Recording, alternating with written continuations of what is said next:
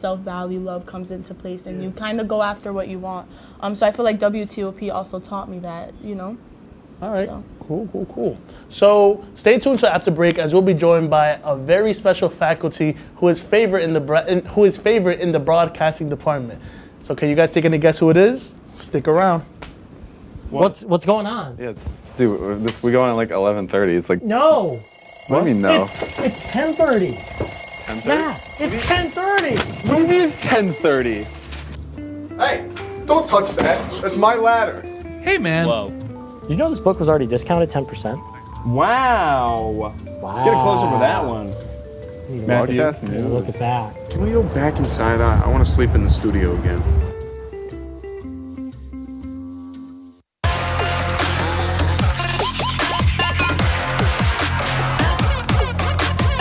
Up by Crow, not able to get on it. DiCarlo on the rebound. Alex DiCarlo.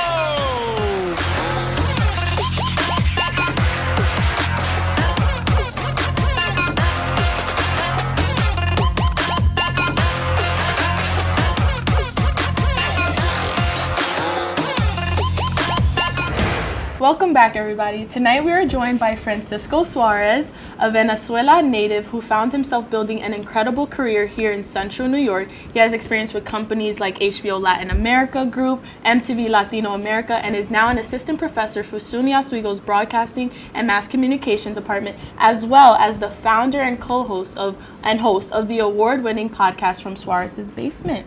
Thank you for having me. This is Thank fantastic. you for coming. Happy to be here. Yes, I've been talking about this all semester. So I feel like it's good to finally have Fantastic. it. This episode is long overdue. Thank you for having me. I really appreciate it. Of course. So to start off with the questions, for those who aren't so familiar with who you are and about From Suarez Basement, can you tell us a little bit about it and how it came to be, as well as your backstory? Sure. You want the long story or the short story? You give us a long story. let me give you a halfway. I'm originally from Venezuela, from Caracas. Moved to the U.S. in the 2000s, so 23 years ago. Came here for my academic improvement. Learned English first. I didn't have English when I came to this country, so I have to learn it quite fast. And then I went to school in Newhouse School of Communication to do my master in media management, blah, blah, blah. The question is how from Suarez Basement I moved to the area of Syracuse 8 years ago. And I was a little lost, I do have to say. I came from working in the private industry, HBO Latin America and MTV, and this area is not necessarily it's not an area where broadcasting is booming. So I was a little like, I don't know what else I'm going to do. And I was very, very lucky to find an adjunct position here in SUNY Oswego to teach video production. And I totally fall in love with teaching, with the relationship with my students, to know that I still being able to be creative, but also apply all my experience and be able to give that experience to the students. So it's a really cool job. I just love it. And the pandemic hit, and of course I was stuck at home, and I was like, I need to keep myself busy creatively. So I created From Suarez Basement, which is a podcast that interview or have conversation with experts in the communication, media, and the arts. So everybody who work behind your favorite TV shows and films and Broadway shows, I interview them and we have a conversation. So the show came from the necessity of keep myself busy, but also to guarantee my students that it was a future out there. I think when pandemic hit, all of us, including my students, felt like, I don't know what I'm going to do. So to have a podcast where these experts who are now in top positions allow you to see a brighter future, that's what it was, the idea. I think a lot of the times it's really inspiring to hear someone's story who could be very similar to yours and how they've gone through the same challenges or going down the same career path. I think for students like us about to graduate, that within itself is pretty motivating. Like, okay, you were here right in Oswego having the same intention, the same goal, and now look at you out there in the real world too, just going after the career we want. And you've had students come onto the show as well too, giving feedback and insight. Well, I always try to bring students as a co-host, because I do believe that the podcast is about the students. So you guys bring to the table a completely different experience. Your questions that you can ask to a custom designer, set designer, a production designer, whatever is the guest, it's very different of what I will ask, right? For many reasons. So I do think having co-hosts or students has a co-host, it does enrich the show very much. So did you always know you wanted to get involved in the media industry? I was one of those people that was very lucky since I was a kid. I was with a camera in my hands. Yeah. Those were the times when camera was like this. You probably don't know that.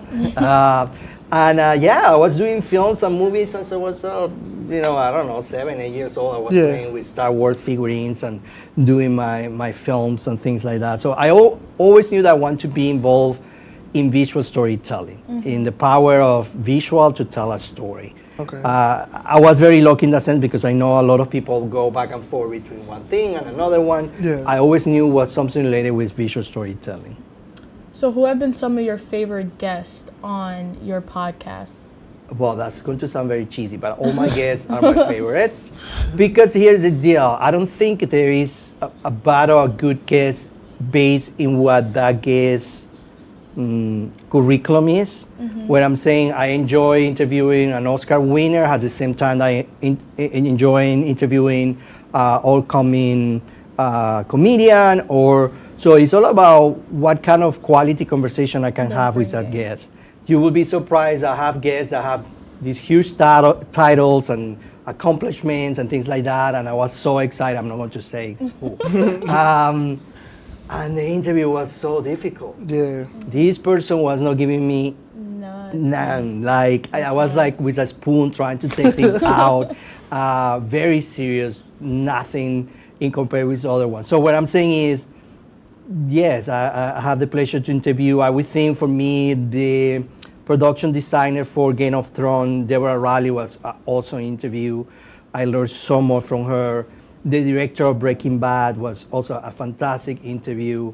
Lately, which one was one of my favorites? The Oscar winner for Son of Metal. He's an editor. That was a fantastic interview. But again, it's depending of the conversation. I have to say, season 5 is looking amazing. Like, I'm so excited. Well, because the thing is, you start getting better and better, for your own experience here. Like, you start loosening up, and because you start now getting all these fancy names, like other people that I thought they would say no. Now they're like, sure, I will be there. I was like, oh my God, like I'm going to interview this person. That's exciting. That's excited. So, but my favorite, I would say, Deborah Riley from Game of Thrones was one of my favorites. Okay. Nice. So, what has been the most rewarding part of working with students of our age? I know your brand also offers like mentoring opportunities. So, what does that experience look like for you? Again, it's going to sound so cheesy, but you guys don't understand. If you love what you do, the power that you as students has in our life. Rewarding everything. Every single day that I come to work is rewarding. Your energy, your creativity, your hope for the future, you're funny guys. I have a lot of funny students in my class. You can name drop some. I would say every day I'm inspired by what you guys do. So I rewarding is to see you flourishing and becoming a true version of who you are supposed to be. I think that is the beauty of being a professor, is to be able to see that. I always say to my students, and I say always, the only responsibility that you guys have with you is to discover who you are and be authentic self of who you are. It doesn't matter. The point is that we waste so much time in our life trying to fit other people boxes and check marks and suddenly life passes and it's like, what the hell? Like I'm not being who I'm supposed to be. So I do think when you come to college, one of the beauties about college is discovering, yes, you're going to learn skills like how to do white balance in a camera and 3-point linings or whatever you are learning from.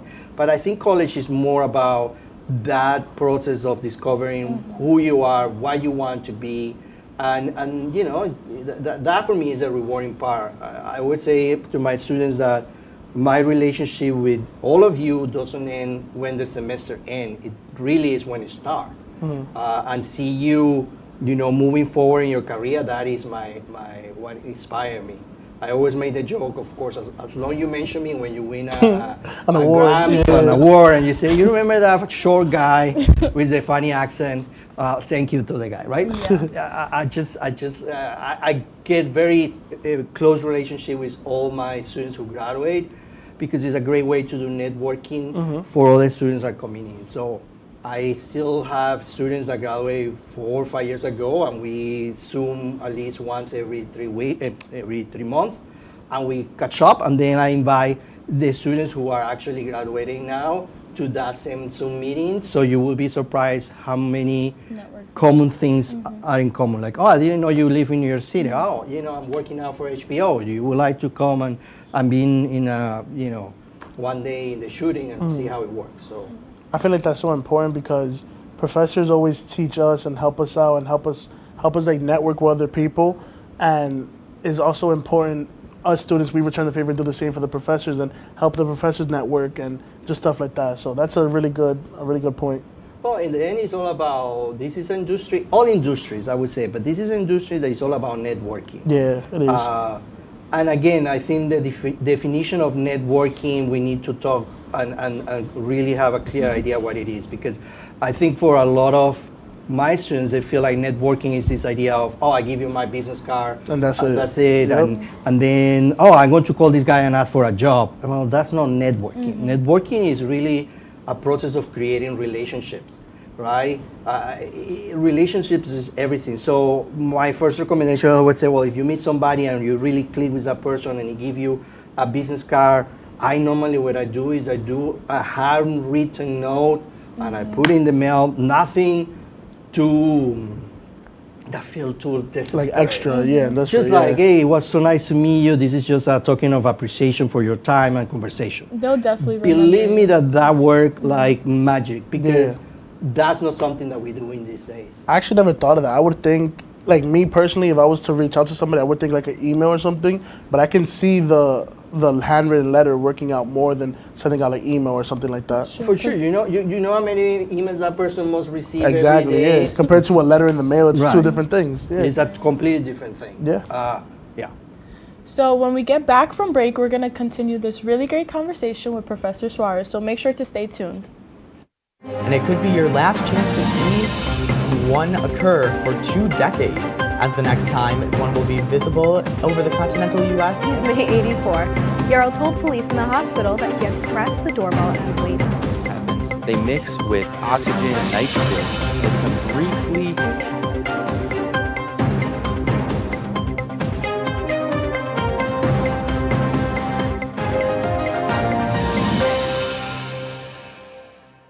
What's going on? Yeah, we go on at like 11:30. It's like, no. What do you mean no? It's 10:30. 10:30? Yeah, it's 10:30. What do you mean it's 10:30? Hey, don't touch that. That's my ladder. Hey, man. Whoa. You know this book was already discounted 10%? Wow. Wow. Get a close up of that one. Broadcast news. Look at that. Can we go back inside? I want to sleep in the studio again. Welcome back to The Bigger Picture. Again, we are welcomed with Francisco Suarez, a SUNY Oswego assistant professor, and we're going to just continue the conversation. So from where we last were talking about, I wanted to mention, so one thing I've also, being a student in your class, one thing I've admired is, you know, your transparency. You're always very open and raw. So considering, you know, you are a representation for many minority groups in society. You know, a lot of the times they try to put us into a box. You know, you're a Latin man, part of the LGBTQIA community. So what are some challenges or things that motivates you to be that representation for us? Well, I think it is my own experience to don't have that representation when I was growing up, or, you know, even during my teenage years or my adulthood years, early adulthood years, I never saw that representation. And I realized that somebody that is coming behind me I must be having the same problem, right? So if I'm open and transparent of who I am in my entire being, I think I will help other like me at that time to really feel that it's okay. You will be okay. I think when you see yourself represented in other people that have a sense of authority is not the word I want to use, but you know, that is a professor that is in this position of growing up, you know, type of thing. I think you identify with that person. It's funny because when I moved from Venezuela, which is extremely macho culture. Venezuela, well, Latin America in general, but you know, Venezuela in general is you know, I'm a man, and man doesn't cry, and the whole thing about it, right? So I came here and I started going to school, and I would say at least, I don't know, 50% of my students were openly gay with their husbands and partners or wife, and it was so refreshing to don't feel like it's such a taboo, like, you know. So I think when I came here, I realized, oh, you know, this is something that I can accomplish myself. So to make the story short, I think for me the challenge of becoming fully okay with my sexuality, with my Latino identity, etc., is a very personal process that everybody will go through. Some people take longer. Other people take, you know, certain people that are being blessed to be fully out when they are 12 and they're having a, you know, that was not my case. Every story is different. Every story is different, and I think we should respect that process. Every person has his own process. I think that's very important. So let's say if you were given the opportunity, these are some of our favorite questions here on The Bigger Picture. Okay. We love a good scenario question. Okay. If you have the opportunity to bring any guest, manifest it right now, right here on The Bigger Picture, any guest from Suarez's basement, who would you love to bring on?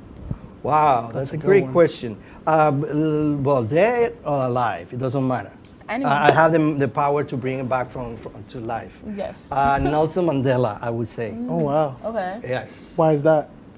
Oh, because I think this is a great example of an individual that have the opportunity to revenge and to use hate to create a movement to take over a country. And in the opposite, this is a person who really show us the power of love, understanding, reconciliation.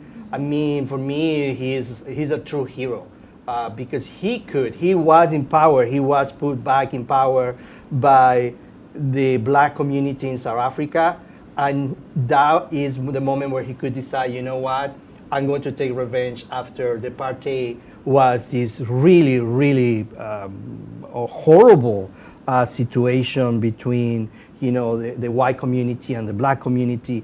In the opposite, he said, no, if we want to move this country forward, it cannot be through hate. We have to be sure that we unify as a country and we move all together as a one unit. And I think that's one of the most powerful things that I ever seen. So I would say I have so many questions for him that I would love to have a conversation with Nelson Mandela. It's funny because like Kiara mentioned earlier, we asked this question to every one of our guests, but Nelson Mandela, this is the first time he's came up, and like that answer was like, it was a perfect answer. Like it matched. Like I would understand that. So I would agree. I could also interview Nelson Mandela. My God, yeah, why not? That would be. I mean, I have so many questions. Yeah. How he was in jail for so many years and he came out of there with a heart full of reconciliation and love, and I don't know if I would be able to do that. That is true. So I think that is the amazing part about him.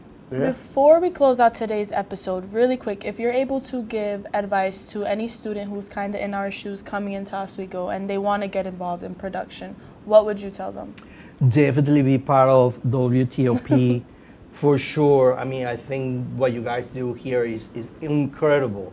Yeah, and I have been recognized. I mean, WTOP have been recognized national by many awards that you have accomplished. I think it's a great way to put your feet, you know, in the water and test what you really want, because you have the opportunity to be an anchor, to be a producer, to be, you know, a director, whatever it is that they're looking for. take opportunities of everything that Sunios Vigo offer, which is all those extracurricular activities.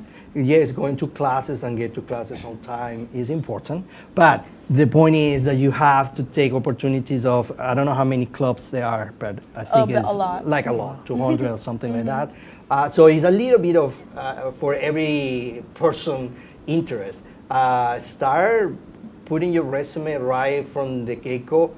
I think where companies are looking now more than just somebody with a title, which is important to have your undergraduate and your graduate degree, is can this person really take an idea and put it to fruition? That's for me, that's a candidate that is more powerful than somebody who graduated from the top school of communication. It doesn't matter. If you don't have anything to show where you say, I put this idea to the table and we were able to bring this TV show from scratch to what it is right now, that's what you're looking for, right? So more than you can start creating your reel and putting your reel, all your TV commercials or music videos, whatever it is that you guys do during your 4 years, that's goal, because you have the chance to talk about it and to talk about your experience of how you go to that point. And that's where any employer is looking for.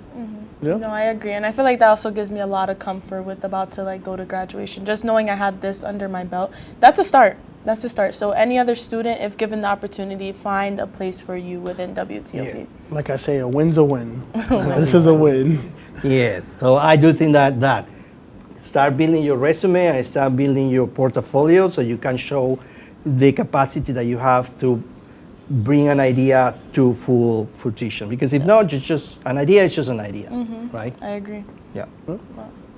So we would like to thank Francisco Suarez for joining us on tonight's episode of The Bigger Picture. This is a great way to close out our series. The point of tonight's episode was to bring awareness and to underrepresented groups on campus, and I think it's safe to say that we did exactly that. So it ends here, it ends today. We encourage all of you to always don't forget to see things through the bigger picture. Remember that. It's important to see it through the bigger picture. From me, Kiara, Francisco Suarez, and everybody who's a part of WTOP, thank you guys for joining us on this amazing show, and we'll see you later. Thank you for having me. This was fantastic. Thank you so much. Thank you.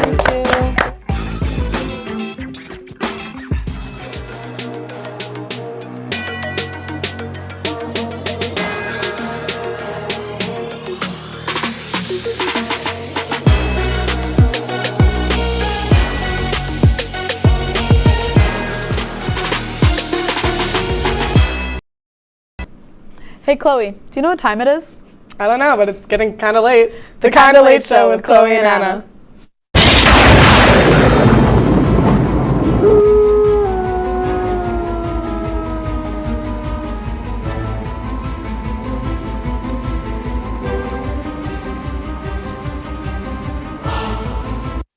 Welcome back to the Kinda Late Show. The show where we talk about anything and everything going on in our lives and yours. So for today's episode, we're going to have a special guest come later, but for right now, we have to do our recap, of course.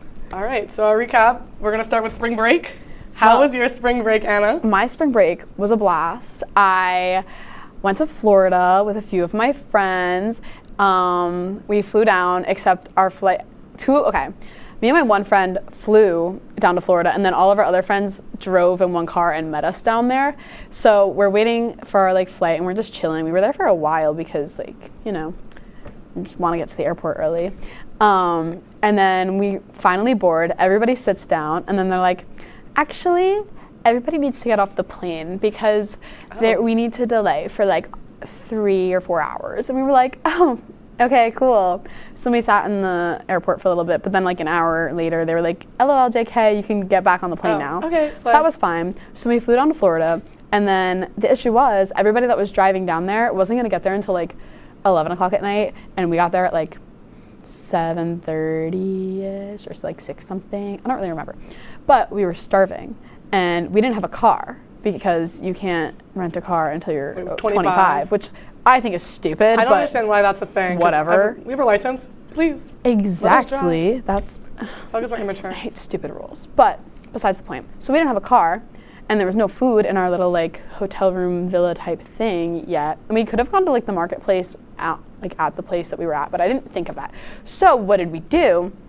We Instacarted Instacart. a box of Not Kraft even mac and DoorDash? cheese, milk, and butter because all we wanted was Kraft mac and cheese. So we Instacarted everything we needed, and then we made mac and cheese. So that was fun. Then we watched the Hunger Games because I have never seen the Hunger Games. I just don't appreciate so the I craft. watched the Hunger Games. That's what I Why don't you appreciate the craft? That's not the best mac and cheese. It is though. It's the only one I will eat. I like the Annie's because I'm a one. picky eater, as we know. You do. Then everybody got there, so that was fun. I'm trying to like think of what we did. We went to Disney Springs. We went shopping. Cute. That was fun. We went to Top Golf. That was a lot of fun. And then we went to the beach, which was like an hour and a half away. So we had to like drive really far. And there were a bunch of tolls, which I didn't know they existed because I've never like really driven around Florida. I've only gone to like Disney and Universal. Yeah. But wow, there were a lot of tolls on the way to the beach. So that was a time. That's kind of foul because you're already paying to be in Florida and then they just... Yeah, and it was like $1.50 every like somewhat miles. Oh. We were just like dropping bands. Yeah. It was something else. It was really an experience, but it was fun. And I'm tan, so that's really all that matters. Where were you staying? In like a hotel in Orlando. Oh, Orlando. Okay. Yeah. And then Disney was right there. Yeah, but we didn't. We were gonna go to Disney, but then we didn't go to Disney, and then we were gonna go to Universal, Disney. and then we didn't go to Universal. So we'll find more about Disney later. but, Anyway. yeah. What about you, Chloe? My break, uneventful. It was very uneventful, I will say the least. I had a lot of trouble with the bus systems, so let's set the scene. Okay, I wake up disoriented on a Saturday morning. I look at my phone, text message. Your bus has been canceled. I don't know what to do because the dorms close at 10 a.m. It is like 8:30 right now. I have to get back to the dorms and somehow unpack and find out how I'm gonna get another bus. All the buses are sold out for Saturday. So I'm like, oh my God. She's mega stranded. I'm stranded. I have nowhere to stay. Getting yelled at by RAs. Yeah, I'm getting yelled at by RAs to go get out of the room because I'm like not finished packing. Well, I was mostly finished packing. I had to get like my face washes and stuff, the things I would use in the morning to pack. And I had like nothing. And I was like, oh my God, it was me and my other suite mate there, like getting ready to leave. I'm so confused on what I'm gonna do because I don't know where to go. I got lucky because my friends at the Bible house were like, you can stay here for the night. And I was like, you're a G. And then she was like, I'll drive you to the bus station the next day. So that was bus cancellation part 1, which was coming home. So I didn't leave until the next Sunday, and my teammate drove me to Syracuse because I was going to take a bus from Oswego to Syracuse and then take a bus from Syracuse to New York City because that's what I normally do. But then, so my teammate drove me to Syracuse, and I took a bus from Syracuse to the city on Sunday morning instead. So there we go. Then I went throughout spring break. It was nice. I saw my family. I hung out with some friends. I didn't have a car, so I couldn't do anything. My family still had jobs and school, so I was pretty much alone. My best friend did not have spring break the same week, so I didn't see her at all.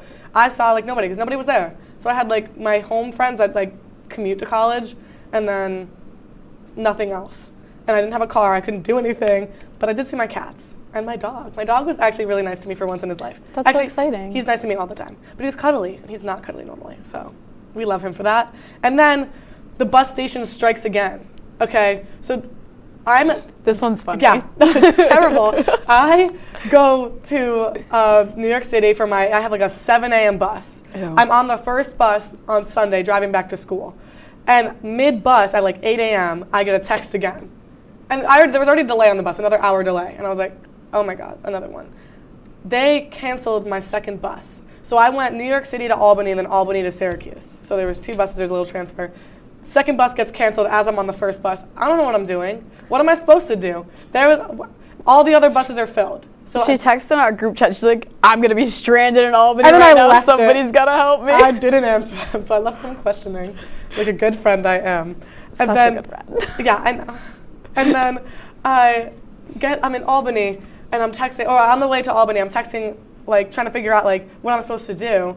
There's no buses. The next bus was at, like, 8 p.m., and my parents didn't want me in Albany by myself for, like, 7 hours, 8 hours. And then the buses weren't until the next day again, other than the later one, and then the train was filled. So there was nothing I could do but be stranded in Albany. And then if they got stranded, my dad was going to come up, which is just 7 hours for him to drive. So we didn't really have much to do. But my friend is from Saratoga Springs, and I texted her, and I was like, oh my gosh, yo, pick me up. And then I stayed at her house for the night. And then I stayed in Saratoga Springs until like overnight with my friend. I got to see her, which was really nice. I love her. I missed her. I haven't seen her in a while. And then she drove me to the bus station the next day. And then here we are. And then Chloe returned after not telling us what her plan was at all. And then I'm back. So I did leave them scared. But yeah, that's another dilemma for another time if we ever talk about buses again. But we're going to have a vent sesh because me and Anna are both going through something. We've had a rough few days. It's been a rough day. One day. Well, mine was yesterday. Mine was Monday through Wednesday. We've had trouble with something called parking tickets. These are our daily dilemmas. Anna, you go first. So, yesterday, I was just like having a rough morning, and I was just like, I'm really not happy today.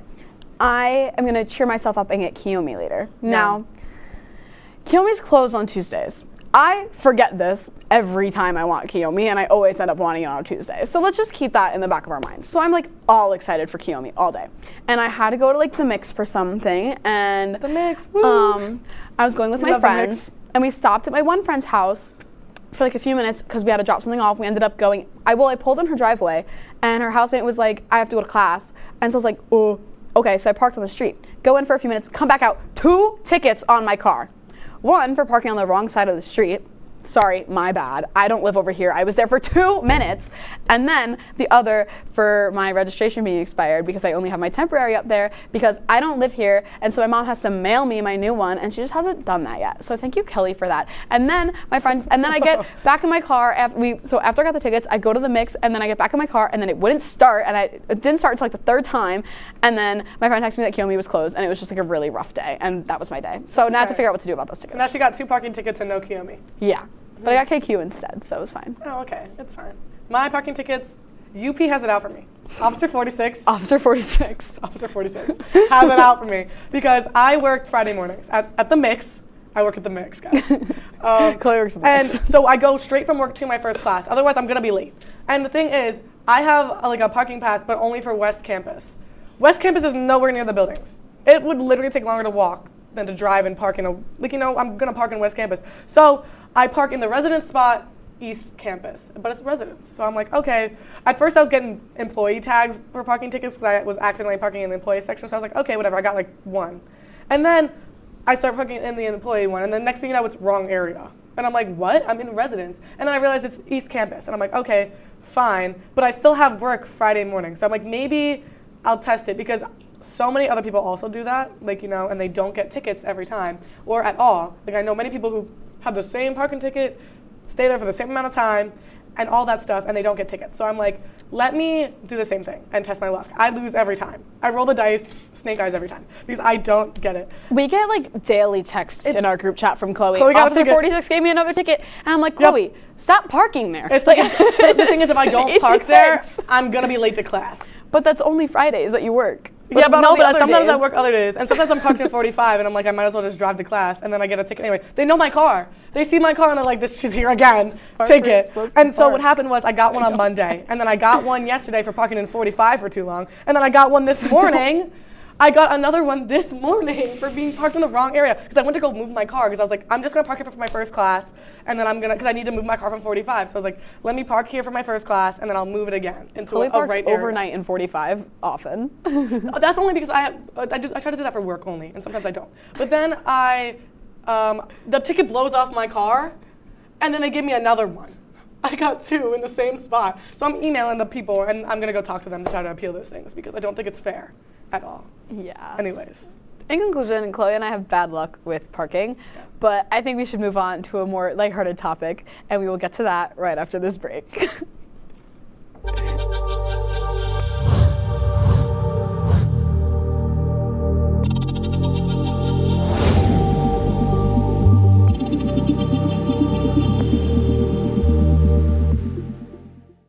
Say, President Stanley, whenever there's bad weather, who would you turn to? I'd turn to Storm Team 10. No, but you've got to say it like this. Storm Team 10. Say it with me.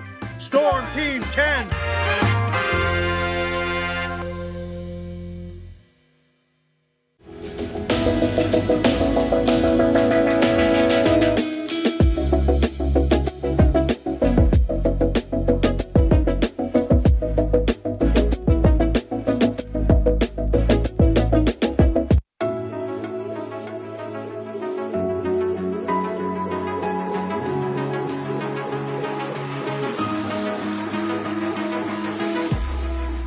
Roll it.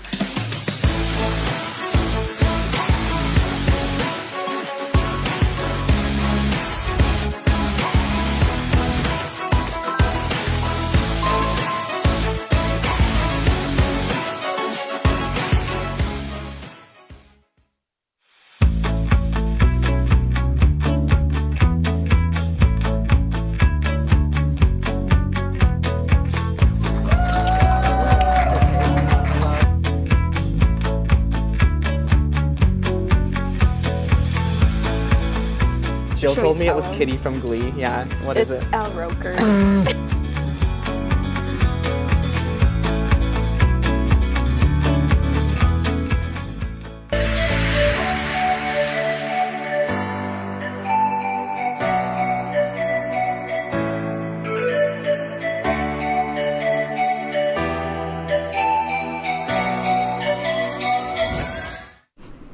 Welcome back to the Kinda Late Show. The show where we talk about anything and everything going on in our lives and yours. Today we have a very special guest, Erin.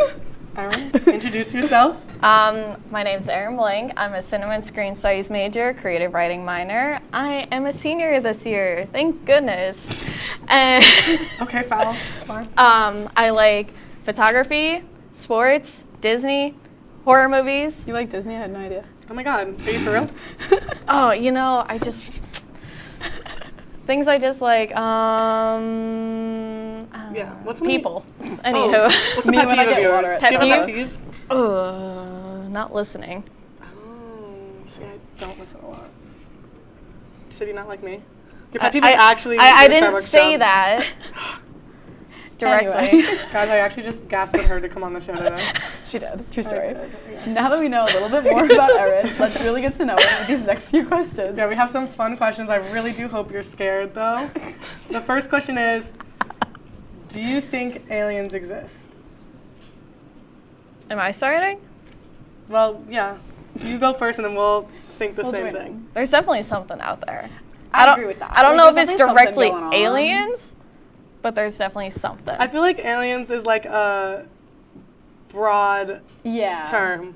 Like it could, I feel like it would determine like the other stuff out there. Like I feel like definitely not like the little green guys. No. Yeah, but I think there's But, like, definitely something. Yeah. That's what I have, because you have to think about this. How big the universe is. You think that there's nothing? There's so much. Seriously. That has You think not that there's been, like, nothing else here. We're explored here. and uncovered. Ooh. It's like the ocean. The ocean freaks me out because there's so much of the ocean that we just like haven't like. Ooh. Oh, I don't like the thing about the deep ocean. I like the ocean. Just I not like the ocean, part but of like it. once it gets like deep, I'm like, oh. Yeah, it's a no-no.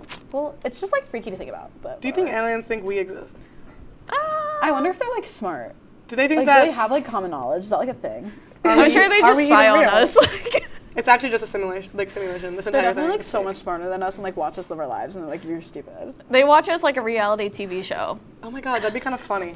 But enough about aliens before I freak myself out a little bit. Next question. So if tomatoes were a fruit, well, they are a fruit. Does that make ketchup a smoothie?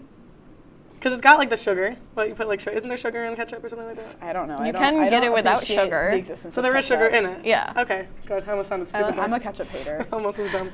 I like ketchup sometimes.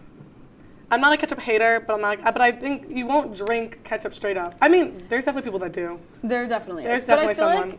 like ketchup, like is it blended like how smoothies are blended, or is it just? Well, how are you making ketchup? Is the question. What do you like? Mash it until it's ketchup, or is it like? You know, I really What- wish what- I knew. We what should is have the pro- Googled this. What's the process of ketchup making? What is that? Over break? I'm looking up how you make ketchup because now I'm curious. Yeah, because I feel like that also determines on if it's a smoothie or not. But it's also like you wouldn't use smoothie as like a condiment. True. You know. Well, Because wouldn't that make mayo? No, because mayo is literally eggs. Because I was like, oh wait, yeah, like mash the eggs up, but eggs are just not literally a fruit. anyway. It's okay anyway. Next question, and this is like a really opinionated one. If someone smelled terrible, would you tell them? And if so, how would you go about it?